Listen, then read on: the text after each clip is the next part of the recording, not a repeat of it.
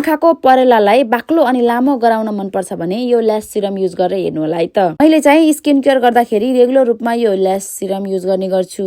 कति सस्तोमा पाएको मैले हेर्नु न, जम्मा 110 के। यसको प्राइस चाहिँ 1980 हो, तर अहिले 35% डिस्काउन्टमा राखेको रहेछ। 1284 समथिङ कति छ हैन। मैले त्यहाँ माथि फोटो पनि देखाइदिएको छु हजुरहरूलाई। मैले चाहिँ जे पनि सस्तोमा पाउने के चाहिँ मलाई खुसी लाग्छ है। अम्मा 110 के।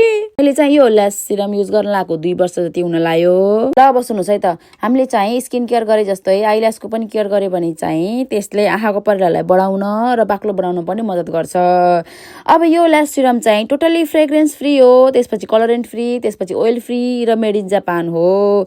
यो सिरमलाई चाहिँ इजिली रुटमा र ल्यासमा पनि युज गर्न सकिन्छ। हाम्रो आई एरिया चाहिँ एकदमै सेन्सिटिभ र डेलिकेट हुने भएको कारणले गर्दाखेरि कुनै ल्यास सिरम युज गर्दाखेरि चाहिँ यसको प्रयोगले इरिटेसन हुने अनि रेडनेस हुने जस्ता अन्य साइड इफेक्टहरू चाहिँ देखा पर्न सक्छन्। तर यो आइल्यास केयर सिरमले चाहिँ त्यस्तो हुँदैन।